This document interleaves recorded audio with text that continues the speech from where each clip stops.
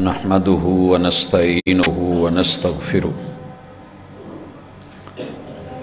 ونعوذ بالله من شرور أنفسنا ومن سيئات أعمالنا من يهده الله فلا مضل له ومن يضلل فلا هادي له وأشهد أن لا إله إلا الله وحده لا شريك له وأشهد أن محمدًا عبده ورسوله صلى الله عليه وسلم أما بعد فإن خير الحديث كتاب الله وخير الهدي هدي محمد صلى الله عليه وسلم وشر الأمور محدثاتها وكل محدثة بدعة وكل بدعة ضلالة وكل ضلالة في النار أعوذ بالله السميع العليم من الشيطان الرجيم رب اشرح لي صدري ويسر لي أمري واحلل عقدة من لساني يفقهوا قولي حاضرین مجلس، احباب گرامی، سامعین و سامعات،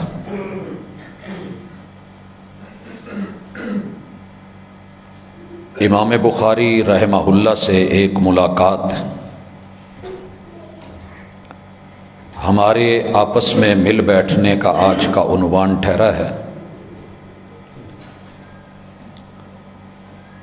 اس عنوان کو جمعے کا موضوع رکھنے کی ایک بہت بڑی وجہ یہ ہے کہ شعبان کا مہینہ عموماً صحیح البخاری کی تکمیل پر تقریبات میں گزرتا ہے۔ بے شمار لوگ مدارس میں جا کے ان تقریبات میں الجامع الصحیح للامام البخاری رحمہ اللہ اس کے بارے میں درس حدیث بھی اور امام بخاری رحمہ اللہ کے حالات زندگی کے بارے میں بھی سنتے پڑھتے ہیں، مگر کافی سارے دوست احباب اسلام کے ایک عظیم ترین ہیرو اور خدمت گزار ہستی اور شخصیت کے تعارف سے محروم رہتے ہیں، تو وہ جان لیں کہ یہ کون تھے۔ حضرات ذی وقار عمومی طور پہ کچھ حلقوں میں ان کے حوالے سے یہ باور کروایا جاتا ہے کہ یہ صرف احادیث کی کلیکشن کرنے والے ایک جامع تھے، مختلف علاقوں میں گئے، سفر کیے، اساتذہ کو ملے، جو ان کے پاس تھا اسے لکھ لیا اور جمع کر لیا اور ایک تصنیف امت کی نظر کر دی، اس سے بڑھ کے کچھ نہیں۔ حالانکہ یہ بات قطعی طور پہ خلاف حقیقت ہے۔ اللہ رب العزت نے ہر دور میں اپنی دین کی خدمت کے لیے رجال کو، افراد کو پیدا کیا ہے۔ جیسی جیسی ضرورت تھی، زمانے کے حالات تھے، اس کے تقاضوں کو پورا کرنے والے۔ میں انشاءاللہ العزیز اس ہستی سے آج کی ملاقات دو حوالوں سے کروانے والا ہوں۔ پہلی ملاقات وہ ہے کہ جو عموماً ہم اکثر لوگ کرتے ہیں، سمندر نہیں دیکھا ہوتا تو کہتے ہیں کہ چلیں کراچی چلتے ہیں، گھوم پھر کے آتے ہیں، سمندر دیکھتے ہیں، سی ویو پہ چلے جاتے ہیں، کناروں سے کھڑے ہو کے سمندر کی لہروں کا نظارہ کرتے ہیں۔ ایک سفر یہاں سے سمندر تک کا ہے، اور پھر ایک اور سفر ہے جو صرف چند لوگ کرتے ہیں کہ اس سمندر کے اندر جاتے ہیں. اندر کیا کیا ہے، کون سے خزانے ہیں، اللہ کی عطائیں ہیں، وہ وہاں سے تلاش کرتے ہیں. بلاتی ہیں موجیں کہ دریا میں اترو، کہاں تک چلو گے کنارے کنارے. امام بخاری رحمہ اللہ کا ایک سفر وہ ہے جو صحیح البخاری کو جمع کرنے کے لیے، انشاءاللہ وہ بھی ملاقات رہے گی. اور دوسرا سفر اگر آج مکمل نہ ہوا تو انشاءاللہ اسے بھی ہم ایڈ کریں گے کہ ایک امام بخاری سے ملاقات ہے اور ایک ان کی صحیح البخاری سے ملاقات ہے. اور یہ دونوں میرے اور آپ کے لیے اللہ تعالیٰ مفید بنائے. مقصد ریا اور دکھاوا نہیں ہے، نمود یا نمائش نہیں ہے، اخلاص مطلوب و مقصود ہے. اللہ تعالیٰ عطا فرمائے. میں نے مانا کہ نہیں کوئی بھی خوبی اس میں، لوگ کہتے ہیں کہ نہیں کوئی بھی خوبی اس میں، پھر وہ ایک شخص ہزاروں میں نمایاں کیوں ہے؟ یہ سوال لے کے ہم آگے بڑھتے ہیں اور انشاءاللہ یہ شخص آپ کو محسوس ہوگا. ایک ہے سنی سنائی ہے، ایک ہے اس کا کام. ہم نام بھی انشاءاللہ پیش کرتے ہیں، کام بھی پیش کرتے ہیں. سب سے پہلے نام کی طرف آئیے. یہ امام بخاری جو شہرت رکھتے ہیں، ان کا نام ہے محمد. حضور علیہ الصلاۃ والسلام کے نام پہ ان کا نام رکھا گیا. والد کا نام اسماعیل ہے، یہ بھی محدث ہیں اور امام مالک رحمہ اللہ کے شاگرد ہیں. اور ان کے والد ابراہیم ہیں اور ابراہیم کے والد مغیرہ ہیں اور مغیرہ بیٹے ہیں بردزبہ کے. فارسی زبان میں کاشتکار کو کہتے ہیں اور یہ مجوسی تھے، کاشتکار تھے، مجوسی تھے. علاقہ ان کا موجودہ ازبکستان ہے. اس دور میں چڑھا ہوا ایک نام بخارا، وہاں کے رہائشی ہیں. بردزبہ کے بیٹے مغیرہ نے یمان الجوفی کے ہاتھ پہ اسلام قبول کیا. اس لیے امام بخاری کو الجوفی بھی بولتے ہیں. یہ ولا کی نسبت ہے. ولا کا معنی کہ جس سے یاری اور دوستی ہوتی تھی اور اس کی بنیاد پہ انسان کی پھر آگے نسبت چلتی تھی. اگر جسم بیچ دیا تو یہ غلامی کی ولا ہوتی تھی، اور اگر اس کے ایمان اور عقیدے کو اس کے ہاتھ پہ قبول کیا ہے تو پھر اس کا تعلق دینی ولا سے ہوتا تھا.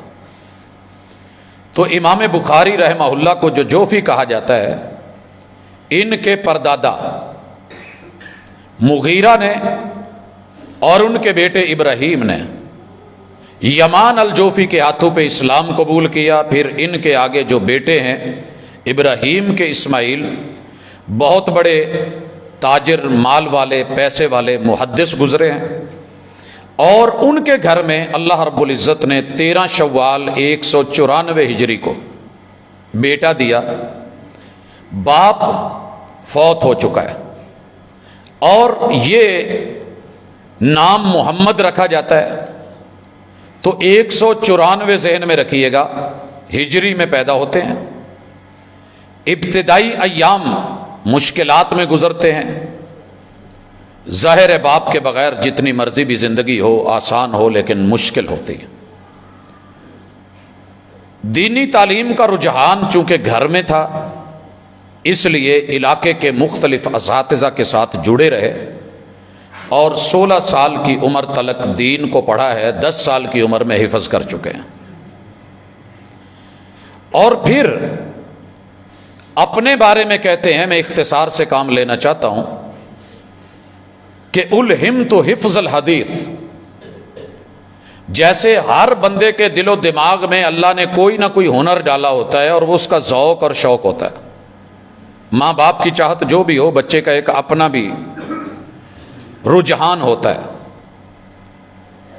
اس رجحان کے بارے میں کہتے ہیں کہ میں بچپن میں تھا اور اللہ نے میرے ذہن میں حدیث کی حفاظت کا شوق پیدا کر دیا۔ قرآن تو حفظ ہو چکا ہے، اب حدیث پاک کی حفاظت کے لیے، اور بالخصوص خواب میں یہ دیکھتے ہیں کہ حضور علیہ الصلاۃ والسلام پہ مکھیاں بیٹھتی ہیں اور میں ان کو اڑاتا ہوں۔ علماء کرام سے، اساتذہ سے تذکرہ ہوا تو انہوں نے تعبیر یہ پیش کی کہ بیٹا آپ رسول اللہ صلی اللہ علیہ وسلم کی حدیث کے بارے میں پائے جانے والے شکوک و شبہات اور اعتراضات کا انشاءاللہ دفاع کرنے والے محدث بنیں گے۔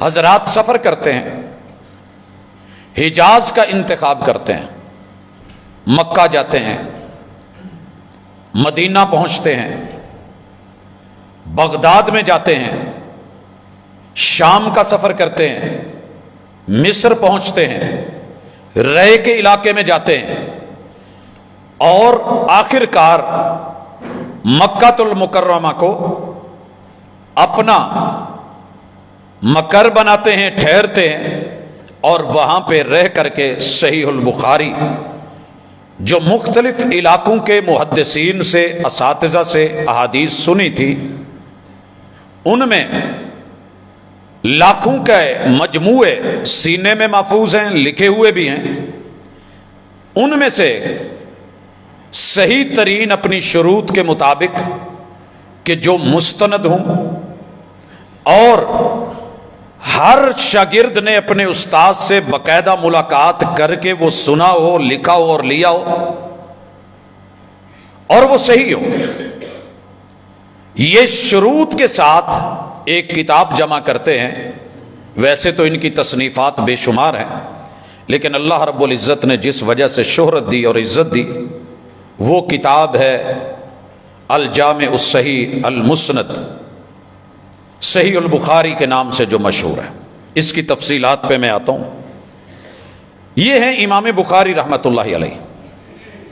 میں نے ان کا بچپن، اس کے واقعات، بے شمار چیزیں، سفر، زمانہ طالب علمی، اساتذہ کی ان کے بارے میں رائے، مالی طور پہ چونکہ مضبوط تھے تو اپنے دوستوں اور کلاس فیلوز کی معاونت، لیکن خود جو ہے وہ تھوڑا کھا کے زیادہ جاگنا اور پڑھنا، علم پہ توجہ دینا، اور پورے انہماک سے اپنے اساتذہ سے لینا، اور پھر ان کے اساتذہ کا، ان کا تذکرہ اچھے لفظوں میں کرنا، دعائیں دینا، یہ ساری چیزیں میں نے اس وقت ان کو سکپ کیا ہے، کیونکہ یہ انشاءاللہ زندگی رہی تو کبھی پھر تفصیل سے رکھیں گے۔ میں جب ان کی تصنیف سے ملتا ہوں اور ان کی کتاب سے ملاقات کرتا ہوں، یا آپ کرتے ہیں، تو دنیا نے کہہ رکھا ہے کہ صرف ایسے ہی ہے جیسے معاذ اللہ کوئی 4 ورق اکٹھے کرتا ہے، پنچ کر کے ایک جلد کر کے کتاب بنا دیتا ہے، یوں اظہار کرتے ہیں، حالانکہ ایسے نہیں ہے۔ اس ہستی کو جب آپ ان کی تصنیف کے تھرو سے دیکھیں گے تو ایک منصف مزاج، عادل مزاج، پڑھنے اور لکھنے والا اور دیکھنے اور سمجھنے والا انسان بن کے، تو بلا شک یہ وہ ہستی ہیں جن کے بارے میں کہنے والوں نے کہا تھا کہ امیر المؤمنین فی الحدیث النبوی شریف۔ دنیا میں جتنے مسلمان ہیں، امام بخاری رحمہ اللہ کو یہ شرف حاصل ہے کہ وہ ان علماء کے، بے شک وہ اساتذہ ہوں، بے شک وہ شاگرد ہوں یا ہم عمر ہوں، امیر المومنین۔ بھائیو، یہ انتخاب ہوتا ہے، اللہ تعالیٰ بسا اوقات شاگردوں کو وہ مقام دے دیتے ہیں، وہ سمجھ دیتے ہیں، اور وہ شہرت اور رتبہ دے دیتے ہیں جو اساتذہ کو نہیں ملتا، اور اس سے کوئی فرق نہیں ہوتا، شان میں فرق نہیں آتا۔ یہ ریالٹی ہے، اور اللہ تعالیٰ نے اس کو ثابت کر کے ہر دور میں، ہر طبقے میں دکھایا ہے۔ مثال لیجئے، اگر ہم ذکر چھیڑیں امام ابو حنیفہ رحمۃ اللہ علیہ کا، جو شرف، جو مقام ان کو ملا ہے، اگر یہ شرط رکھ دی جائے کہ یہ تو اپنے اساتذہ سے چھوٹے تھے تو پھر اتنے سمجھدار کیسے، ان کی ذہانت اور ان کی فقاہت کیسے، تو اصول بیکار ہو جائے گا۔ اور اگر ہم یہ کہیں کہ امام مالک نے اپنے سارے اساتذہ سے زیادہ شہرت پائی ہے، نام پایا ہے، اور ان کا کام ان سے کہیں آگے منفرد ہے، تو کیا یہ حق اور حقیقت کے خلاف ہوگا؟ بالکل نہیں۔ امام شافعی رحمہ اللہ کو جو شہرت اور مقام اور مرتبہ ملا ہے، ان کے سارے اساتذہ اس کے قریب نہیں پہنچے، تو کیا ہم یہ کہہ دیں کہ نہیں یہ کیسے ہو گیا؟ اور اگر امام احمد بن حنبل رحمۃ اللہ علیہ مقام کو، مرتبے کو، شان کو، عزت کو، رفعت کو، کام کو، اور مسند امام احمد بن حنبل کو دیکھا جائے تو ان کے اساتذہ تو ان کے کہیں قریب بھی نہیں آتے۔ پھر یہ ضروری نہیں ہوتا کہ امام بخاری کل کے بچے ہیں، تو بھائی یہ تقابل اپنے پاس سنبھال کے رکھیے، کام دیکھیے، معیار دیکھیے۔ اور اگر منصف مزاج بن کے آپ دیکھیں گے تو میں آگے ذکر کروں گا، جتنے بھی بڑے بڑے ائمہ فقہا گزرے ہیں ان کی کتابیں لے آئیے، ان نے جتنے فقہ کے مسائل بیان کیے ہیں وہ اکٹھے کیجئے۔ امام بخاری رحمہ اللہ نے الجامع کے اندر احادیث کے ساتھ جتنی فقہ اور فقاہت اور مسائل، ان کے تذکرے، کتاب اللہ سے دلیل اور سنت رسول اللہ سے دلیل سند کے ساتھ دی ہے، شاید ان کے سامنے کوئی نہ ٹھہرے۔ اعزاز اللہ نے دیا ہے، محنت انہوں نے کی ہے، کام دنیا کے سامنے ہے۔ لہٰذا یہی وجہ ہے کہ دنیا نے مجبور ہو کے یہ جملہ بولا کہ امام الدنیا فی فقہ الحدیث النبوی شریف، اگر حدیث کی فقہ کو کتاب و سنت کے اندر رہتے ہوئے سمجھنا ہے اور دیکھنا ہے تو کوئی امام بخاری رحمہ اللہ کو دیکھے۔ اور یہیں پہ بس نہیں، ان کی ایک بہت بڑی خوبی الطف الناس فی امور الاسانید، سند حدیث کو تو اکثر لوگ پڑھتے ہی نہیں ہے نا، جو شروع میں سند ہوتی ہے اس کو چھوڑ کے آگے متن پہ آ جاتے ہیں۔ عن ابی ہریرہ رضی اللہ تعالی عنہ قال قال نبی صلی اللہ علیہ وسلم، یوں شروع کریں گے یا سند چھوڑ دیں گے، ڈائریکٹ آغاز کریں گے کہ رسول اللہ صلی اللہ علیہ وسلم نے فرمایا انما الاعمال بالنیات۔ بڑا آسان ہے یہ متن پڑھ لینا، مگر یہ رسول اللہ صلی اللہ علیہ وسلم نے بیان کرا تو سنا کس صحابی نے؟ اس صحابی نے بیان کیا تو کتنے تابعین نے سنا، صحابہ نے سنا، اور ان سے روایت کس نے کیا؟ اور پھر اس تابعی سے تبع تابعی کون ہیں جنہوں نے سنا ہے، کہاں رہتے ہیں، ان سے ملنا، حالات زندگی لکھنا، اور پھر ان کے آگے شاگرد نے کب اور کیسے بیان کیا، دونوں کی ملاقات ہے یا نہیں ہے، اور پھر ان کے شاگرد پہ پہنچ کے اپنے استاد سے یہ روایت لے کے اس کو لکھنا اور بیان کرنا، اور سند کے پورے احوال اور ان کے حالات زندگی کا علم رکھنا امام بخاری پہ بس ہے۔ اور آپ کو یہ بات بڑی حیرانگی سے بتاؤں، اس علم کو ہم کہتے ہیں اسماء الرجال۔ دنیا کے بڑے بڑے ناقد اور اسلام کے مخالف گزرے، مستشرقین آئے،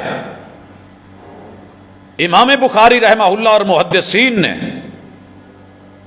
ان راویوں کے جو حالات زندگی لکھے ہیں اسماء الرجال کے بارے میں، مستشرق اور اسلام کے بدترین مخالفوں کو یہ جملہ لکھنا پڑا کہ یار اسلام کا مقابلہ کیسے کیا جا سکتا ہے کہ انہوں نے کم و بیش 1,00,000 علماء اور افراد کے حالات زندگی جمع کر رکھے،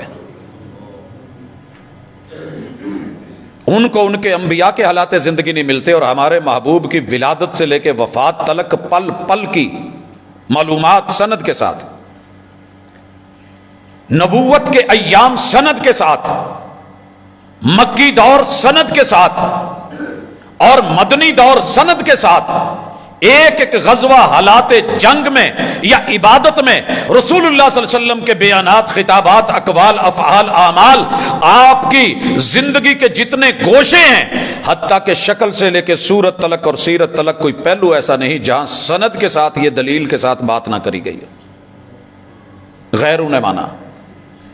اور اس علم کے اندر اگر یہ لفظ مبالغہ نہ ہو، میں یہ سمجھتا ہوں کہ اللہ نے امام بخاری رحمہ اللہ کو جو عروج بخشا ہے، ساری دنیا بھی اپنی گردنیں اوپر کر کر کے دیکھتی رہے تو اس مقام تک نہیں پہنچ سکتی. الطف الناس کس چیز میں؟ فی امور الاسانید.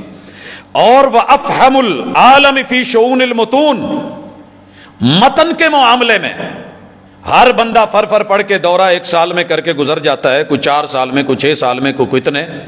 16 سال اس ہستی کو لگے اس کتاب کو جمع کرنے میں. 1-2 دن کی بات نہیں ہے جناب، 16 سال. اور کیسے لگے یہ میں بعد میں ذکر کرتا ہوں. متن کو اور عبارت کو دقت کے ساتھ سمجھنا، میں اس کی مثال دیتا ہوں. رسول اللہ صلی اللہ علیہ وسلم کی وفات کے بعد حضرت عمر رضی اللہ تعالی عنہ نے علماء کی کمیٹی بنائی، مجلس شورا. وَأَمْرُهُمْ شُورَى بَيْنَهُمْ، حکم تھا کہ آپس میں مشورہ کر کے بات کیا کریں، پھر کوئی فیصلہ لیا کریں.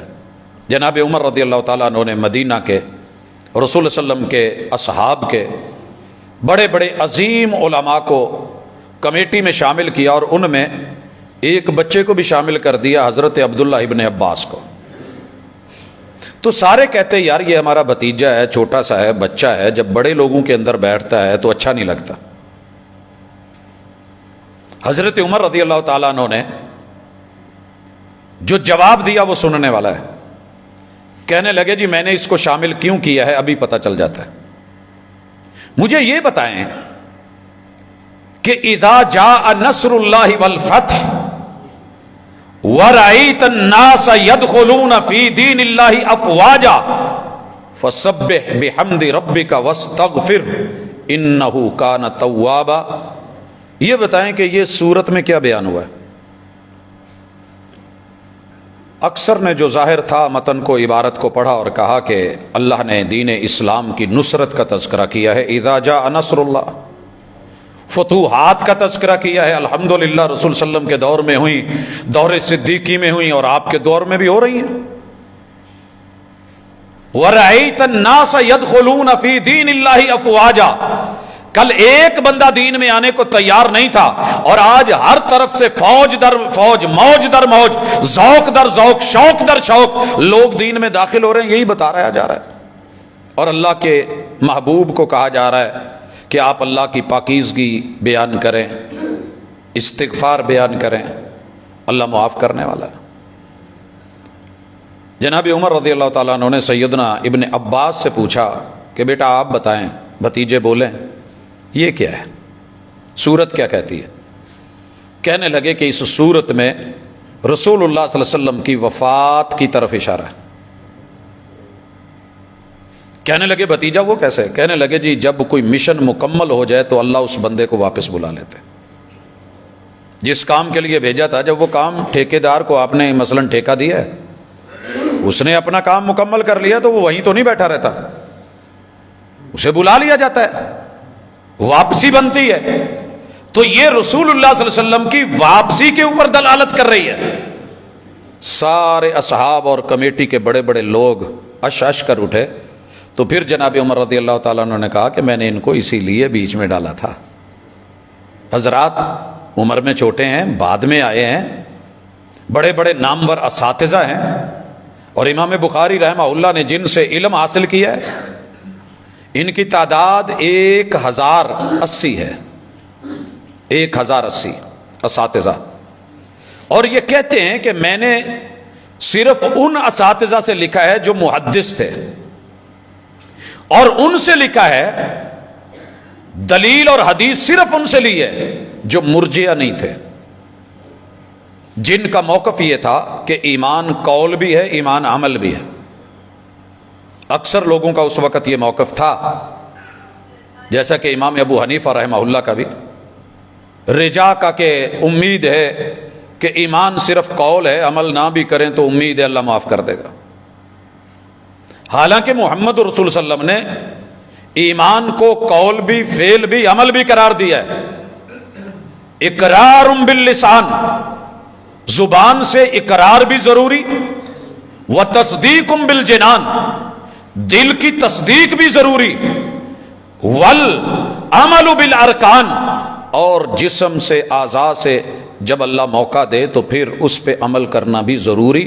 یہ ساری چیزیں ملتی ہیں تو ایمان بنتا ہے، پھر بندہ مومن کہلاتا ہے۔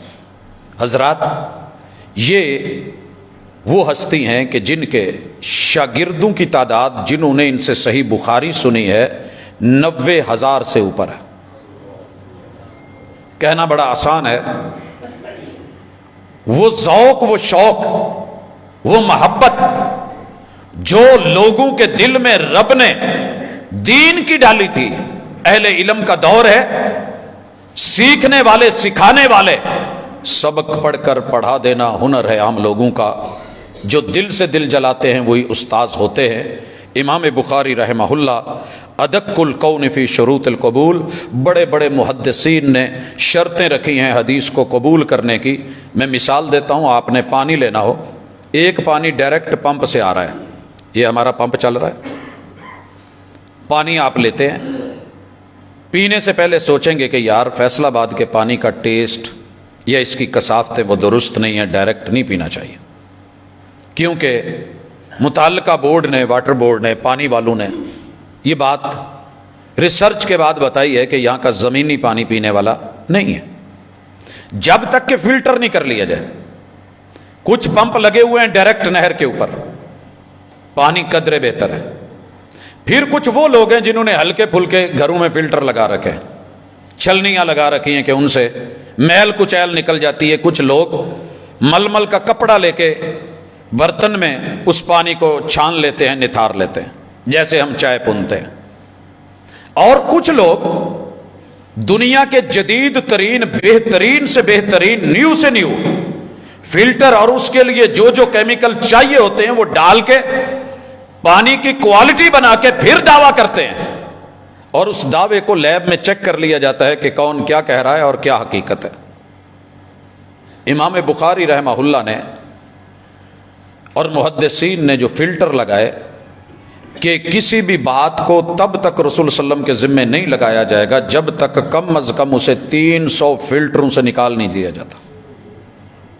اتنی دفعہ فلٹر کر کے معلومات کو، سند کو، واسطے کو، تعلق کو، پھر جا کر کے احتیاط کا تقاضا ہے کہ وہ بات محمد الرسول اللہ صلی اللہ علیہ وسلم کو پیش کی جاتی ہے اور ان کی نسبت اس طرف کی جاتی ہے۔ اور اس سے بھی آگے ایک گہرا علم ہے، اسے کہتے ہیں العلل۔ بظاہر پانی صاف ہے، نیٹ اینڈ کلین ہے، دیکھنے میں پورا ہے، لیبارٹریوں نے کہہ دیا بلے بلے کیا بات ہے، لیکن پھر بھی اس میں آپ نے کچھ ایک ایسا دیکھا ہے جو باقیوں کو نظر نہیں آیا، آپ کہتے ہیں کہ رہنے دیں۔ مثال کے طور پہ پانی گارنٹیڈ ہے، صاف ستھرا ہے، نیٹ اینڈ کلین ہے، فلٹر کیا ہوا ہے، لیکن آپ نے تھوڑی دیر پہلے دیکھا کہ وہ برتن جو صاف ستھرا کر کے اس پانی کے لیے رکھا گیا تھا، کسی نے اپنے ناک کو انگلی لگا کے اس برتن کے اندر ہاتھ لگایا تھا۔ ایک چھوٹی سی مثال ہے نفاست کی، آپ دیکھ رہے ہیں اور دوسرا اسے پتہ نہیں وہ پینے لگا ہے تو آپ روک دیتے ہیں کہ نہیں یہ رہنے دیں، نہ پیجیے۔ امام بخاری رحمہ اللہ سند کے اندر یا متن کے اندر، جیسے میں نے ایک جمعے میں رفع الیدین کے حوالے سے جنازے میں جو تذکرے کیے تھے، عموماً لوگ کہتے ہیں کہ دارقطنی کی جو حدیث ہے رسول اللہ صلی اللہ علیہ وسلم سے وہ مرفوعاً ثابت ہے، مگر امام دارقطنی نے العلل میں اس کا تذکرہ کیوں کیا کہ سند بھی مل رہی ہے، راوی بھی کہہ رہے ہیں، روایت بھی میسر ہے، اور رسول اللہ صلی اللہ علیہ وسلم سے اس کو بیان مرفوعاً کر رہے ہیں، لیکن علت اندر کیا ہے؟ جب اس کا تذکرہ سامنے آتا ہے تو پھر محدثین کہتے ہیں کہ ٹھیک ہے، یہ صحیح یہی ہے کہ یہ صحابی سے تو ثابت ہے مگر رسول اللہ صلی اللہ علیہ وسلم سے مرفوعاً نہیں ہے، یہ علت اس کے اندر پائی جاتی ہے اس وجہ سے۔ اور امام بخاری رحمہ اللہ ان علتوں کے جو احادیث کی سند اور متن میں پائے جاتے تھے اس کے بھی ماہر تھے۔ بسا اوقات عام ڈاکٹر عام سا صورتحال دیکھ کے کہہ دیتے ہیں کہ سر دکھ رہا ہے، یہ مسئلہ بخار ہے، یہ لے لیں، اور جو پیچیدگیوں تک پہنچنے والے ہوتے ہیں وہ اطباء حضرات کہتے ہیں کہ بخار کوئی بیماری نہیں ہے، یہ علامت ہے کہ باڈی کے اندر کچھ انفیکشن ہے۔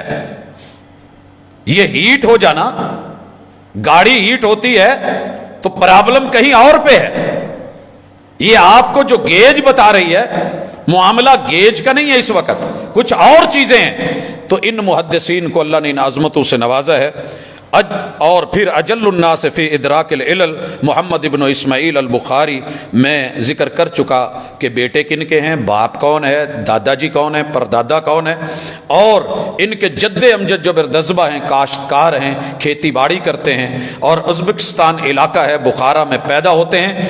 13 شوال ہے رمضان کے بعد والا مہینہ، اور 194 ہجری ہے، اور ان کے اساتذہ 1080 اور شاگرد 90,000، اور ان کی وفات کا بھی یہی تذکرہ کر دوں کہ 1 شوال کو، بعض مورخین نے لکھا ہے کہ 30 رمضان، درست نہیں ہے، کیونکہ اسلام میں تاریخ مغرب کے ساتھ بدل جاتی ہے۔ رمضان کا یہ آخری روزہ رکھ چکے تھے، مغرب پڑھ چکے تھے، عشاء بھی پڑھی جا چکی ہے، اور عشاء کے بعد فوت ہوتے ہیں، اور مغرب سے شوال شروع ہو چکے ہیں، چاند نظر آ چکا ہے، اگلے دن صبح عید ہے، تو دن کو تاریخ نہیں، اسلام میں پہلے رات آتی ہے، یا 12 بجے سے تاریخ نہیں شروع ہوتی، تو اس لیے 1 شوال یہ چاند رات جسے کہتے ہیں، اس میں ان کی 62 سال کی عمر میں 256 ہجری میں، یہ سمرقند سے 6 کلومیٹر کے فاصلے پہ ایک بستی ہے خرتنگ،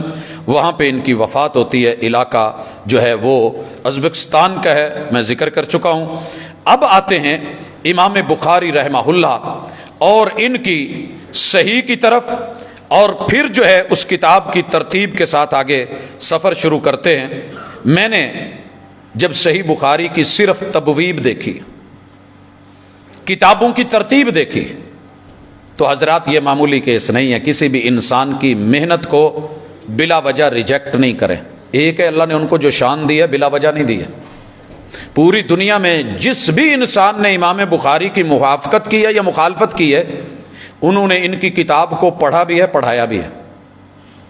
جتنے مدارس ہیں ان کی ابتدا میں دیکھ رہا ہوں کہ صحیح البخاری شروع ہوتی ہے تو تقریب، یہ ختم ہوتی ہے تو تقریب، اور اسی کے اوپر اللہ نے ان کی روٹی روزی اور معاملات چلا رکھے۔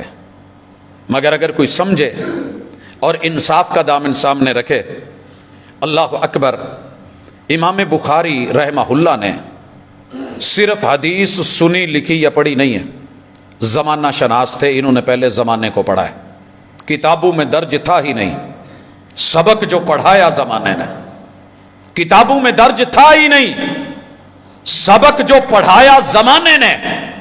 کون کون سے فتنے تھے اس وقت؟ سب سے پہلے جو عروج پہ فتنہ جا رہا تھا وہ ٹکر تھی کہ ہم وحی کے پابند نہیں ہیں۔ اللہ کون ہوتا ہے کس نے دیکھا ہے؟ جب رب دیکھا ہی نہیں گیا، پایا بھی نہیں جاتا، تو کون ہے وحی بھیجنے والا، کون ہے فرشتہ؟ دیکھا ہے کبھی ہم نے؟ نہیں جی۔ تو پھر یار ایسے کریں، معاشرہ ہمارا ہے، لوگ ہمارے ہیں، تو ان کے رہنے سہنے کے اصول اور ضابطے، معاشرت کے قانون، معیشت کے قاعدے، کاروبار، دولت، دنیا، خوشی، غمی، لین دین، علاقائی اور اپنے اپنے رسومات پہ مبنی ہونا چاہیے۔ جو جس کو اچھا لگتا ہے وہ کر لے۔ امام بخاری رحمہ اللہ نے سب سے پہلے اس فتنے کو، سارے فتنوں کی جڑ سمجھتے ہوئے اس پہ نظر رکھی، اور جب اپنی صحیح البخاری کا آغاز کیا، اس ہستی نے اس کے اندر جو پہلی کتاب، 3 روایتیں ہیں کہ اس میں چیپٹر کتنے ہیں، کتاب کے اندر کتاب دیکھنی ہے تو صحیح البخاری کو دیکھیے، محدثین کی کتب کو دیکھیے۔ 97، بعض نے کہا کہ 99، اور بعض نے کہا 100۔ بہرحال 97 اس وقت ہمارے پاس موجود جو نسخے ہیں ان میں 97 بکس صحیح البخاری کے اندر موجود ہیں، چیپٹرز۔ سب سے پہلے کتاب و بدء الوحی، کتاب و بدء الوحی، امام بخاری رحمہ اللہ اس کو لا کے اس کے تحت 7 روایتیں نقل کر کے پوری دنیا کے الہاد کے جتنے بھی فتنے تھے کہ وہی کوئی ویلیو نہیں رکھتی، دنیاوی علوم دنیاوی مہارتیں، اپنی فکریں، اپنی سوچیں، اسی پہ چلا جائے گا۔ امام بخاری رحمہ اللہ نے اس فتنے کی سرکوبی کے لیے اپنے دور میں بھی، ماں بعد ادوار میں بھی، اور قیامت تک کے لیے اس کتاب کے اوپر آ کے یہ لوگ گھبراتے رہیں گے، پریشان ہوں گے کہ طالب علموں کی پہنچ تک یہ کتاب نہ جائے، کیونکہ جو بھی کتاب و بدء الوحی پڑھے گا اسے پتا ہوگا کہ جیسے اللہ نے روح آسمان سے اتاری ہے، بدن بنانے والا اللہ ہے، نظام چلانے والا اللہ ہے، سسٹم کو اٹھانے والا اللہ ہے، لہٰذا اس کی خوراک اور اس کی ضروریات اور اس کے تقاضے وہ بھی اللہ کی طرف سے ہیں۔ اگلے دن میرے ساتھ ایک بڑی عمر کے بزرگ ایویں ہی کھیپ ہے، کہیں جی یہ پرانیاں گلاں نے یار چھڈ دو حدیثاں نو۔ میں نے کہا ہوا کیا ہے؟ کہتے ہیں یار نئے دور نئے تقاضے کہاں۔ تو حسن اتفاق سے 4-5 انہوں نے بلیاں رکھی ہوئی تھی، یہ جو کیٹس آج کل شوق چلا ہے اس میں۔ تو میں نے کہا کہ آپ ان کو کیا کھلاتے ہیں؟ کہتے جی ان کی اپنی ایک خوراک ہے، چھوٹے چھوٹے بسکٹ ہوتے ہیں وہ ہم ان کو دلاتے ہیں۔ میں نے کہا یہ روٹی نہیں کھاتی؟ کہتے نہیں۔ میں نے کہا ہماری بلیاں تو روٹی کھا لیتی۔ کہتے جی وہ عام ہے نا، دیسی ویسی یہاں کی لوکل، ان کا اسی لیے تو ریٹ نہیں ہے۔ میں نے کہا اچھا۔ میں نے کہا ہمارے والی وہ مرغی شرگی گوشت بھی کھا لیتی ہیں، مٹن ڈال دے انڈا بھی پی لیتی ہیں، دودھ ڈال دے وہ بھی۔ کہتے جی وہی گل ہے نا، پھر کہن ڈیا نا۔ میں نے کہا صرف بسکٹوں پہ گزارا کرتی ہیں؟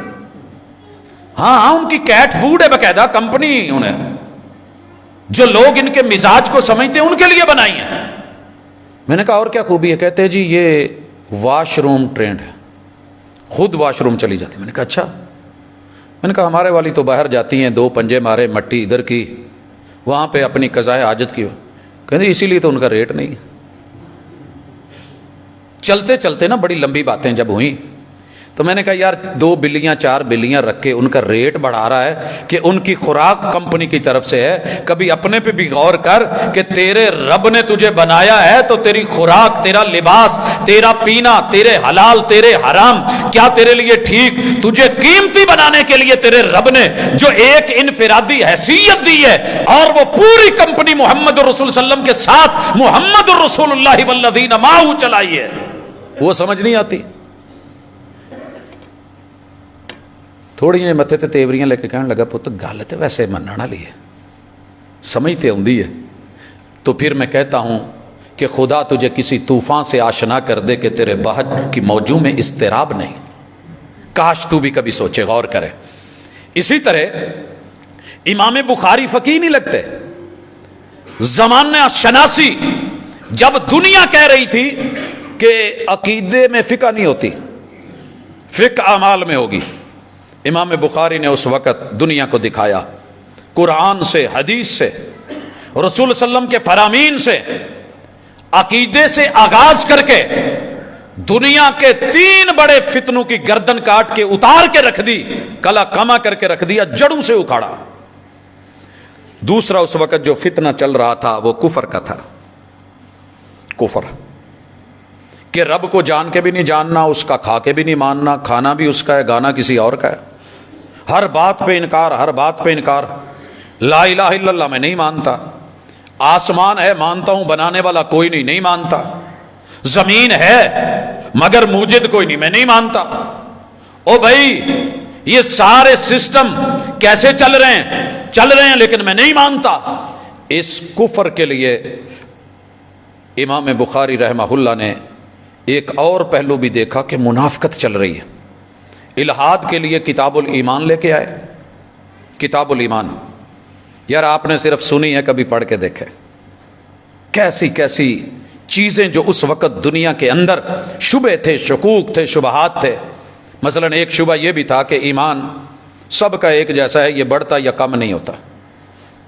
امام بخاری رحمہ اللہ نے ابھی بھی فقیہ نہیں ہے، دلائل کے ساتھ، ادلہ کے ساتھ، سند کے ساتھ، متن کے ساتھ محمد الرسول اللہ صلی اللہ علیہ وسلم سے اور قرآن کی آیات سے پیش کیا کہ جناب یہ لیجئے، ایمان بڑھتا بھی ہے، ایمان کم بھی ہوتا ہے۔ ہر وقت آپ کی اور میری ایمانی حالت ایک تو نہیں رہتی، کبھی ہم کسی حالت میں کبھی ہم اتنے ایمان کے اندر گہرے چلے جاتے ہیں کہ قرآن مجید بھی پڑھ رہے ہیں، تلاوت بھی کر رہے ہیں، الفاظ بھی سمجھ رہے ہیں، اور بدی برائیوں سے بھی دور ہیں، نیکی کی طرف گامزن ہیں، اور ہم اچھا سوچ رہے ہیں، اچھا پہن رہے ہیں، اچھا کھا رہے ہیں، بانٹ رہے ہیں اچھا، اور کبھی یہ کیفیت ہوتی ہے کہ پتہ ہی نہیں ہوتا، پرواہ ہی نہیں ہوتا کہ اذان ہوئی ہے، توجہ ہی نہیں ہوتی۔ بہرحال چلتے جائیے، اللہ جزا دے انہیں۔ اس وقت ایک فتنہ شرک بھی تھا، فتنہ نفاق بھی تھا، تو امام بخاری رحمہ اللہ نے اس کے لیے ایک بہت بڑے فتنے کی جڑ کاٹی، اور وہ تھا فتنہ جہالت۔ ایک بندہ نا جاہل ہے، وہ اپنے آپ کو بڑے بڑے عالموں سے بھی آگے سمجھے گا، بول ہی جائے گا۔ میں اس کی مثال دیتا ہوں، جاہل دو طرح کے ہوتے ہیں، ایک جاہل بسیط، ایک جاہل مرکب۔ ایک بندے کو علم نہیں، میں نے کئی دفعہ مثال دی ہے کہ بدر کے شرکاء کتنے تھے مسلمانوں کی طرف سے، اسے نہیں پتا تو ہم بتا دیتے کہ 313 تھے، تو وہ کہتا ہے جی شکریہ، مجھے پتا نہیں تھا، جزاک اللہ، مجھے پتا چل گیا۔ یہ ہوتی ہے جہل بسیط، لا علمی تھی، پوری ہو گئی۔ ایک ہے جہل مرکب، میں کہوں کہ 313 ہیں، وہ کہے نہیں جی انہیں نہیں سی، کنے سی، پھر کہتا یہ پتا نہیں، چل پھر توں دس دے یا ساڑی دسی تے مان لے، نہیں کہتا تہاڈی بھی نہیں مننی، پر 313 بھی نہیں تھے۔ اس کو کون منائے گا جو کہے کہ میں نہ مانوں؟ پڑھے لکھے ہو کے بھی بے شمار لوگ ایسے ہوتے ہیں جو سمجھ جاتے ہیں، اندر علم ہوتا ہے، مگر اڑ گئے ہوتے ہیں کہ بس اب منہ سے نکل گیا ہے تو میں نے اس کو پورا رکھنا ہے۔ دونوں طرح کی جہالتوں کا علاج کیا ہے امام بخاری رحمہ اللہ نے کتاب العلم کے اندر، اور بتایا کہ یہ تیرا سائنس فن ہے، بایو فن ہے، کیمسٹری فن ہے، اور یہ تیری میتھ ایک فن ہے، جیومیٹری فن ہے، یہ دنیا کی ٹیکنالوجی ایک فن ہے، یہ فنون ہے۔ اگر ریئل سائنس ہے تو وہ وہی ہے جو باڈی کو اور کائنات کو بنانے والے اللہ نے آسمان سے اتاری ہے۔ یہ ہے سائنس، یہ ہے ٹیکنالوجی، دنیا جو مرضی کہتی رہے۔ اور پھر اسی طرح ہم دیکھتے ہیں کہ اس وقت ایک بہت بڑا فتنہ تھا کہ حکمرانوں کی بلا وجہ ٹانگیں کھینچنی، مخالفتیں کرنی، ان کے خلاف دنگا اور فساد کرنا، لوگوں کا ذہن ان کے خلاف کرنا، اپوزیشن بنانا، اور اس فتنے کو فتنہ رفض کہتے ہیں۔ بہترین حکومت چل رہی تھی اور علی منہاج النبوہ چل رہی تھی جناب عثمان رضی اللہ تعالیٰ عنہ کی، جناب عمر کی، جناب صدیق کی۔ کوشش کری انہوں نے، کبھی ارتداد کے ساتھ، کبھی انکار زکوٰۃ کے ساتھ، کبھی نبوت کے دعوے کے ساتھ، اس کا رد کیا جناب ابو بکر صدیق رضی اللہ تعالیٰ عنہ نے، ان فتنوں کی گردن دبائی۔ اور جناب عمر رضی اللہ تعالیٰ عنہ کے دور میں یہ جتنے بھی فتنے مجوس کے اور اس دور کے کفر کے، شرک کے، نفاق کے سر اٹھائے ہوئے تھے، ان کے گھر میں جا کر کے ان کو ان کی جڑوں سے اکھاڑا جناب عمر رضی اللہ تعالیٰ عنہ نے۔ اور اسی طرح پہلے 6 سالوں میں حضرت عثمان رضی اللہ تعالیٰ عنہ نے، اور پھر یہ لوگ رفض کرتے ہوئے، ابا کرتے ہوئے، انکار کرتے ہوئے، خدمات کو رد کرتے ہوئے، اور جعلی ان کے خلاف جو ہے وہ باتیں بنا کر کے، جھوٹ موٹ کھڑا کر کے ان کے خلاف بغاوت پہ لوگوں کو اکسانے والا فتنہ موجود تھا، جسے فتنہ رفض کہتے ہیں۔ محبتوں کے نام پہ گروہ بنائے چند، ہم آپ کے ساتھی، ہم آپ کے دوست، اور پھر اٹھ کر کے اسلامی حکومت اور امارت کو گرانے کے درپے ہوئے۔ امام بخاری رحمہ اللہ نے اس کے لیے بھی کتابیں، کتاب الاحکام کا باقاعدہ چیپٹر، کہ اللہ تعالیٰ کا حکم، انبیاء کا حکم، اور پھر وقت کے امیر المومنین کا حکم، ولاۃ الامور کے احکام، ان کو فالو کیا جائے گا ما لم تروا کفرا بواہا، جب تک واضح کفر نہ دیکھو۔ لیکن اٹھ کے کسی کی دینداری کو، تقوی کو، پرہیزگاری کو، اور جامع القرآن کو، محمد رسول صلی اللہ علیہ وسلم کے دوہرے داماد کو حالت روزہ میں قرآن پڑھتے ہوئے صرف اس لیے شہید کر دیا جائے کہ یہ مسئلہ تھا، یہ مسئلہ تھا، اور حقیقت سے تعلق نہ اس کا۔ اسی طرح فتنہ خوارج بڑا زور پکڑے ہوئے تھا کہ جس سے بھی کوئی چھوٹا موٹا گناہ ہو گیا ہے نا، وہ کافر ہے، گناہ گار جو ہے وہ کافر ہے۔ فتنہ تکفیر، فتنہ خوارج، مثلا کہتے تھے کہ رسول اللہ علیہ وسلم کے صحابہ کافر ہو گئے ہیں۔ بھائی کیوں ہو گئے معاذ اللہ؟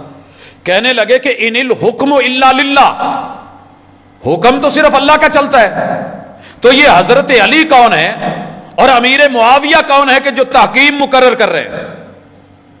لہٰذا ہم ان دونوں کو اسلام سے باہر دیکھتے ہیں۔ یہ تھے خارجی جو رفض کے فتنے کے بعد آئے، سبائیت کے فتنے کے بعد صحابہ کو کہنے لگے کہ انہوں نے کفر کر دیا، اور جو تحکیم میں شریک ہوئے وہ بھی کفر میں گئے، اور جنہوں نے ان کو سپورٹ کیا وہ بھی کفر میں گئے۔ امام علی رضی اللہ تعالیٰ عنہ کو شہید کیوں کیا گیا؟ اسی وجہ سے۔ کون تھا یہ؟ خارجی تھا، یہ کوفی تھا، آپ کا پیچھا کرتا رہا، حتیٰ کہ فجر کی نماز کو جاتے ہوئے عبد الرحمن ابن ملجم نے اس سوچ کا رد امام بخاری رحمہ اللہ نے کہ اعمال کے اندر اگر بندے سے صغیرہ کبیرہ گناہ ہو جائیں تو یہ کفر نہیں ہوتا۔ اسی طرح ایک اور فتنے نے سر اٹھایا ہوا تھا، فتنہ اعتزال۔ چند لوگوں کے ساتھ بیٹھتے، کہتے کہ یار آپ اللہ کو کیسا مانتے ہیں؟ اس نے کہہ دیا جی اللہ کے ہاتھ ہیں قرآن میں۔ نو نو نو نو نو، یہ نہیں صحیح۔ اللہ کی آنکھیں، او بھائی یہ بھی نہیں۔ ہاتھ پاؤں، نہیں نہیں ایسے نہیں ہے۔ یہ چند صفات کو مانتے تھے، اللہ کے علم کو، سننے کو، لیکن ان کا موقف یہ تھا کہ اگر ہم اللہ کے کان مان لیں تو تشبیہ لازم آئے گی مخلوق کے کانوں سے، پھر بتانا پڑے گا کہ کان ہیں تو کیسے ہیں۔ اگر ہم یہ کہیں کہ اللہ کے ہاتھ ہیں تو تشبیہ لازم آئے گی۔ اگر ہم مان لیں کہ اللہ کے قدم ہیں، ٹھیک ہے قرآن میں ہے، حدیث میں ہے، اللہ کی آنکھوں کا ذکر ہے، اللہ کی کرسی کا، لیکن یہ ہم کچھ اور معنی کریں گے، تعویل کریں گے۔ اس وقت کے اہل السنہ والجماعہ نے، محدثین نے کھل کر کے کتاب الصفات اس کے اوپر لکھا اور لے کر کے آئے، کتاب التوحید، اللہ تعالیٰ کی ذات، اللہ کی صفات، اور اس فتنہ اعتزال کو جڑ سے کاٹا کہ یہ حقیقت نہیں ہے، اللہ کی صفتیں کما یلیق بجلالہ و اکرامہ، اور اسی کے جملے آپ آج کر سنتے ہیں، اور اس کا اردو میں ترجمہ ہوتا ہے کہ کان نہیں ہے مگر سنتا کمال ہے، آنکھیں نہیں ہیں مگر دیکھتا ہے، ہاتھ نہیں ہے مگر پکڑ بڑی شدید ہے۔ تو یہ اعتزالی جملے، اللہ کی صفات کو تشبیہ کی وجہ سے چھوڑنا، پھر تعطیل ان کو معطل کر دینا، اور پھر انکار کر دینا۔ تو پھر کسی نے پوچھا کہ تمہارا اللہ کیسا ہے؟ کان بھی نہیں، ہاتھ بھی نہیں، چہرہ بھی نہیں، پاؤں بھی نہیں، کیسا ہے؟ تو بس پھر کچھ بیان نہیں کر سکتے۔ ہم یہ کہتے ہیں امام مالک رحمہ اللہ نے جیسے کہا تھا، پوچھنے والے نے پوچھا کہ اللہ عرش پہ مستوی ہوئے ہیں تو کیسے ہیں؟ کھڑے ہیں، بیٹھے ہیں، لیٹے ہیں؟ کچھ لوگوں نے اس وجہ سے عرش پہ استوا کا انکار کرا، اور آپ نے کراچی کے ایک معروف پروگرام کے اندر علماء کی مجلس میں یہ بحث سنی کہ رب مستوی عرش ہے ہی نہیں۔ کتنی آیات ہیں جن کا انکار، کتنے رسول صلی اللہ علیہ وسلم کے فیصلے اور روایات ہیں ان کا انکار، صرف کس لیے کہ پیچھے ایک اعتزالی سوچ کھڑی تھی کہ نہیں نہیں نہیں ہم ان موقف سے الگ تھلگ ہیں، اللہ تعالیٰ کوئی نہیں۔ امام مالک کہنے لگے الاستواء معلوم، بھئی استوا کا ذکر قرآن نے کیا ہے، الرحمن علی العرش استوى، وہ معلوم ہے، والکیف مجہول، رب نے قرآن میں، رسول اللہ صلی اللہ علیہ وسلم نے حدیث میں اس استوا کی کیفیت بیان نہیں کی۔ والایمان بہ واجب، اس لیے استوا پہ ہم ایمان لاتے ہیں کہ اللہ مستوی عرش ہے، کیف مجہول ہے، اسے چھوڑتے ہیں۔ والسؤال عنہ بدعہ، اور اس کے بارے میں ڈیپلی جو ہے وہ بال کی کھال اتارنا، یہ بدعتیوں کا کام ہے، اہل السنہ والجماعہ کا کام نہیں ہے۔ کتنا اعتدال والا موقف ہے۔ اسی طرح فتنہ ارجاء اور اباحیت، کہ جناب اس کائنات میں سب چلتا ہے، سب حلال ہے، جو کھا لو، جو پی لو، جو کر لو، دیکھی جائے گی، اللہ معاف کرنے والا ہے، اللہ غفور الرحیم ہے، امید قائم رکھیے، یہ ہے وہ ہے۔ لہٰذا آپ نے سینکڑوں نہیں ہزاروں چیزیں دیکھی کہ انسان اس امید پہ جرم کر کے بھی اللہ معاف کرنا، اللہ غفور الرحیم ہے، حالانکہ یہ الرحیم اللہ کی صفت، اس کا تعلق ارجاء سے نہیں ہے۔ کوئی شک نہیں کہ ہم امید پہ جیتے ہیں، ہم اللہ کے خوف اور ڈر اور رجا کے درمیان میں اہل سنہ جیتے ہیں کہ میں نے ساری رات قیام کیا ہے، امید ہے اللہ قبول کرے گا، وبالاسحار ہم یستغفرون، لیکن صبح ڈر کے معافیا مانگ رہے ہوتے ہیں، اللہ راتی کتے کوئی کمی بیشی نہ رہ گئی ہوئی، منہ تے نہ مار دی، کام چ کتے غلطی نہ ہو گئی ہوئے، مٹے ہوئے عاجزی والے، انکساری والے، جھکے ہوئے یہ لوگ۔ تو ارجاء کے فتنے کو رد کیا۔ اسی طرح ایک فتنہ کھڑا ہوا تھا انکار قرآن کا، مخلوق ہے قرآن، تو اللہ کی صفات کو لا کے، رب کے کلام کو لا کے امام بخاری رحمہ اللہ نے ان فتنوں کو جس طریقے سے رگڑا، یہ بغیر فقہ کے اور بغیر سمجھ کے ہو گیا تھا۔ اور پھر دیکھیے فتنہ فلسفہ، فلسفے کا فتنہ، ہر چیز میں پتہ کرو کیوں ہوئی ہے۔ اللہ کچھ چیزوں کی بتا دیتے ہیں، کچھ کی نہیں بتاتے۔ اللہ نے بتا دیا ہے کہ میں نے آپ پہ روزہ فرض کیوں کیا ہے، لعلکم تتقون۔ عبادتیں کیوں فرض کی ہیں، لعلکم تتقون۔ فلاں کام اس لیے کیا ہے تاکہ یہ ہو جائے۔ زکوٰۃ تمہارے درمیان کیوں چلائی ہے، لکئی، آگے اللہ نے کہے یہ اس لیے کہ جو دولت ہے بین الاغنیاء میں نہ رہے، صرف اس کا سروائیول بڑے بڑے ہاتھوں میں اور مگرمچھوں میں نہ رہے، غریبوں میں بھی جائے، دولت چلے۔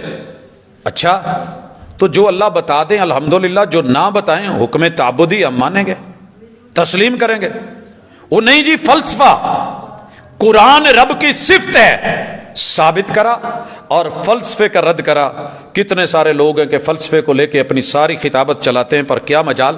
امام بخاری رحمہ اللہ نے دنیا کے ہر شعبے میں، اور ایک فتنہ یہ بھی تھا کہ قرآن اور سنت وہی کامل نہیں ہے، اس میں تو دنیا کے 10% مسئلے بھی بیان نہیں ہوئے، عشر اشیر، باقی کہاں سے لیں گے، فقہ سے لیں گے۔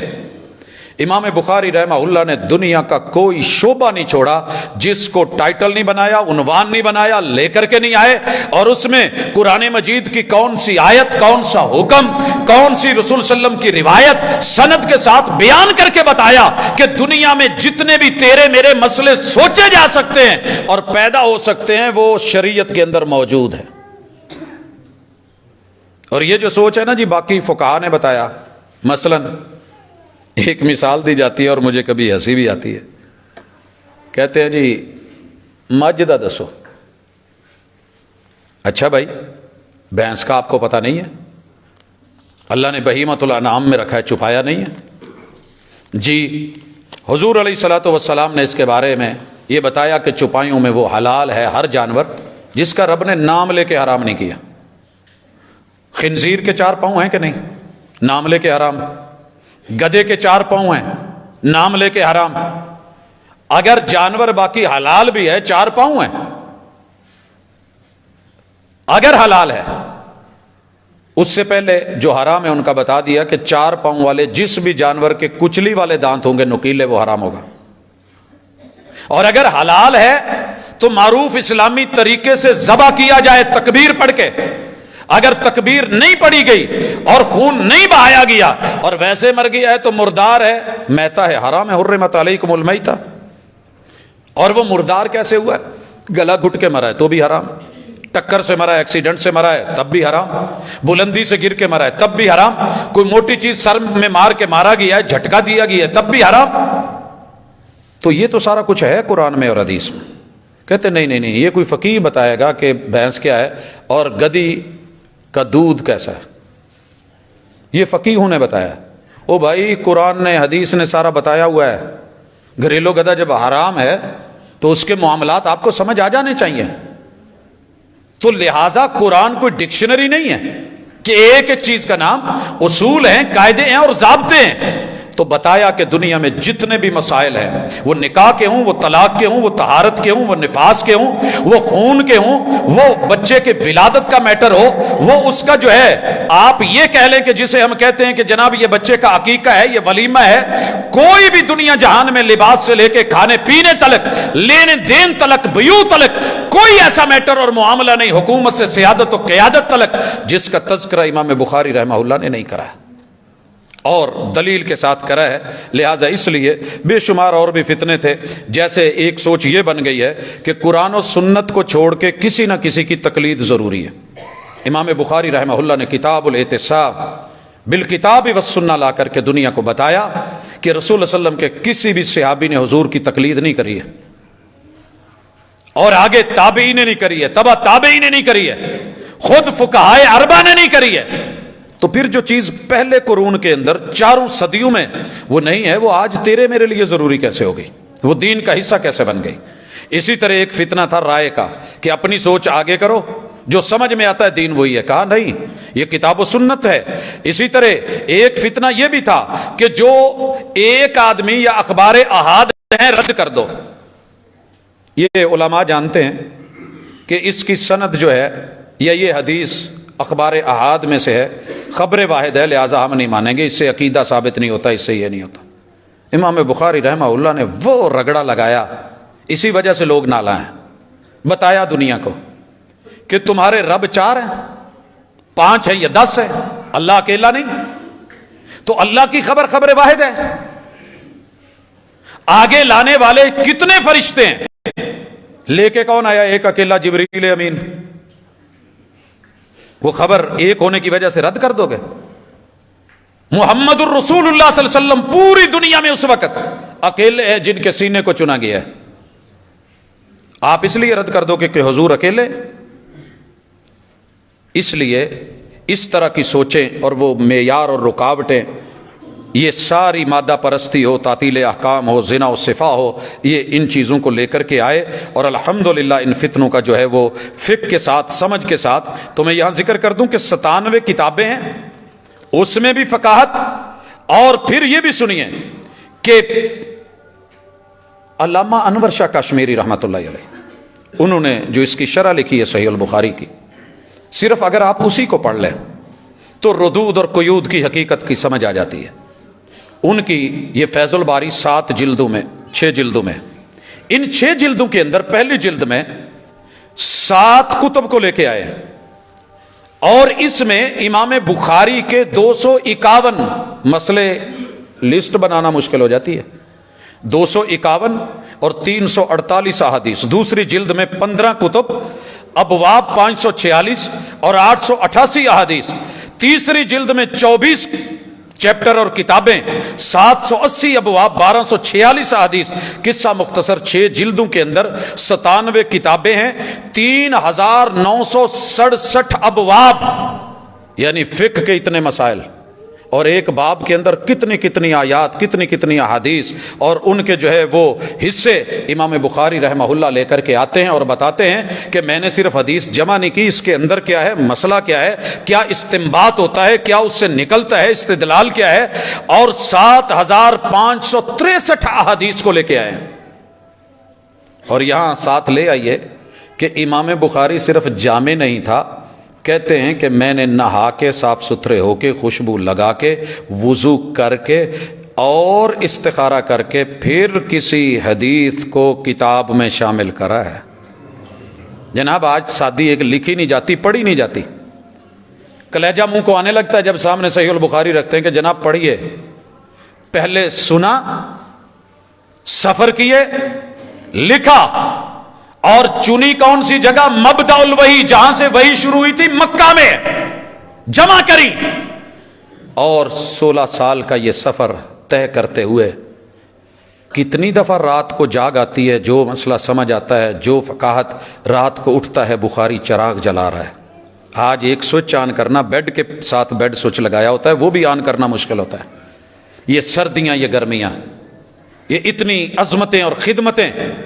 اور پھر جب یہ جمع ہو جاتی ہے، 450 کلومیٹر کا سفر کر کے مدینے پہنچتے ہیں، اور میرے نبی کے منبر اور حجرے کے درمیان روضۃ من ریاض الجنہ میں بیٹھ کے ہر چیپٹر، ہر حدیث کے اوپر، ہر کتاب کے ساتھ آگے جو ابواب ہیں، وہ جب عنوان باندھنے لگتے ہیں تو پہلے باوضو ہو کے 2 رکعتیں بھی ہیں اور استخارہ بھی ہے. یہ اتنا آسان نہیں تھا کام.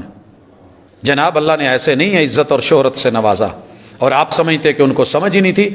ایک بندہ اپنی کتاب کے اندر 3967 یہ ہے ابواب کی تعداد، اور اگر ایک باب کے اندر کئی مسائل ان کو الگ کروں، ہزاروں کی تعداد میں یہ ابواب اور مسائل، اور لکھا مجبور ہو کے سارے محدثین نے، فقہاء نے، علماء نے، فقہ البخاری فی تراجم ہی. اگر امام بخاری کی کسی نے فقہ کو اور سمجھ کو، دانائی کو، عقل مندی کو، مسائل کے استخراج کو، استنباط کو دیکھنا ہے تو صرف جو ہے وہ صحیح بخاری میں ابواب کے جو عنوان باندھے ہیں وہ پڑھ لو. یہ ایسے ہی آ گئے ہیں. تو بہرحال ایک آنکھ سے دیکھنا، اور وہ بھی غصے اور ناراضگی والی اور نفرت والی آنکھ سے، یہ اہل علم کا شیوا نہیں ہوتا، ان سے اتنا کچھ پڑھا ہے، لیا ہے۔ اور بلکہ میں تو یہ کہتا ہوں کہ جاؤ جتنے فقہا ہیں ان کی کتابیں اٹھا لاؤ، ان کے اندر صرف اتنے مسائل بتا دیں کہ انہوں نے کوئی لسٹ بنائی ہو جو امام بخاری رحمہ اللہ آپ کو کتابوں کی لسٹ، ابواب کی لسٹ، مسائل کی لسٹ اور استخراج کر کے استنباط کر کے مختلف جگہوں پہ ایک ایک حدیث سے 7 جگہ پہ یا 10 جگہ پہ 20 جگہ پہ مختلف انداز میں اس سے استدلال کرنا کہ اس ٹکڑے میں یہ ہے، اس ٹکڑے میں یہ ہے، اس ٹکڑے میں یہ ہے۔ زندگی رہی تو انشاءاللہ امام بخاری کی تبویب اور فقاہت کو تفصیل کے ساتھ کسی جمعے میں لے کر کے آؤں گا۔ اللہ رب العزت ہمیں اپنے اسلاف کی خدمتوں کو، عظیم ترین ہیروؤں کو جن کا مقابلہ رہتی دنیا تک ان کی خدمتوں میں نہ ہو سکا، وہ امیر المومنین فی الحدیث، وہ امام الناس فی فقہ الحدیث النبوی، وہ شؤون متن کے بارے میں ماہر ترین اور اسناد کے بارے میں الطف ترین انسان قیامت تک کے لیے لکھنے والے ابھی لکھیں گے، مگر صحیح البخاری کے عجائب و غرائب اور ان کی محنت اور ان کا جو ہے وہ اخلاص وہ دنیا کے سامنے ہر نئے دن کے ساتھ نکھر کے سامنے آئے گا۔ اللہ ہمیں اپنے دین کو سمجھنے کی توفیق دے اور فتنے جو چاروں طرف سے ہمیں گھیرے ہوئے ہیں ان کا مقابلہ کر سکیں۔ اقول قولی ھذا وآخر دعوانا ان الحمد للہ رب العالمین۔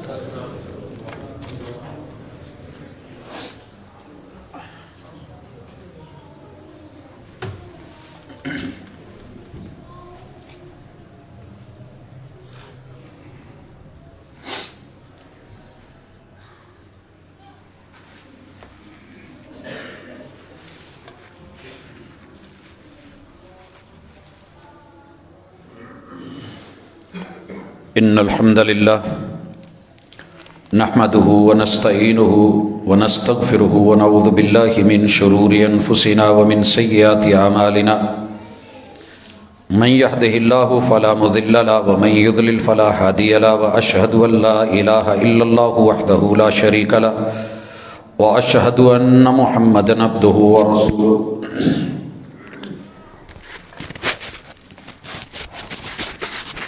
حاضرین مجلس، احباب گرامی،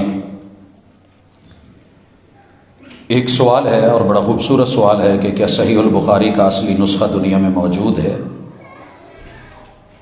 یہ کتاب اللہ کے بارے میں جیسے یہی سوال ہوتا ہے کہ اس کا اصل نسخہ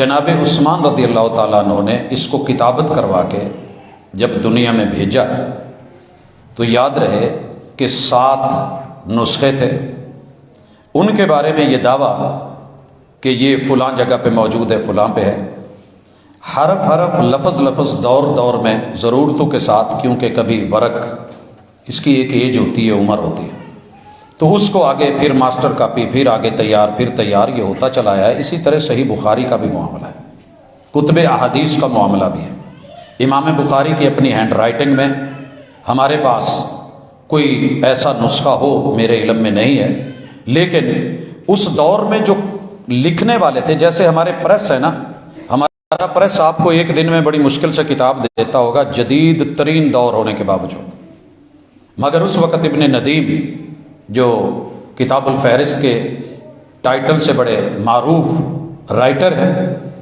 ان کے پاس سینکڑوں کی تعداد میں لکھنے والے نساخ بیٹھے ہوتے تھے، یعنی جیسے پہلے ٹائپ رائٹر آیا، پھر کمپیوٹر آیا، جدید ترین آلات آتے گئے، تو وہ لوگ ہوتے تھے۔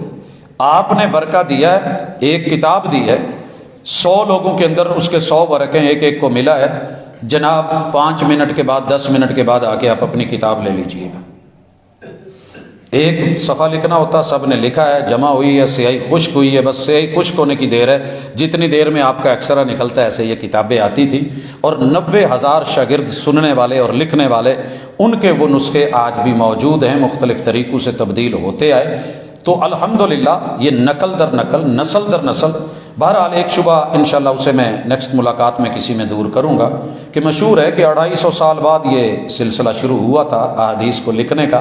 یہ ہوائی ان لوگوں کی اڑائی ہوئی ہے جن کا ہمیشہ کام ہی جھوٹ بولنا ہے، جنہوں نے کبھی سچ کو سچ نہیں سمجھا۔ یہ رسول صلی اللہ علیہ وسلم کی زندگی میں لکھی جاتی تھی، لکھوائی جاتی تھی، اور آپ نے کہا تھا اکتبوا فوالذی نفسی بیدہ لا یخرج منہ الا الحق۔ روکنے والوں نے روکا ہوگا، میں محمد صلی اللہ علیہ وسلم کہہ رہا ہوں کہ لکھو، میرے منہ سے حق کے علاوہ نہیں نکلتا۔ تو یہ سلسلہ تب سے چلا ہے اور انشاءاللہ قیامت تک جاری و ساری رہے گا۔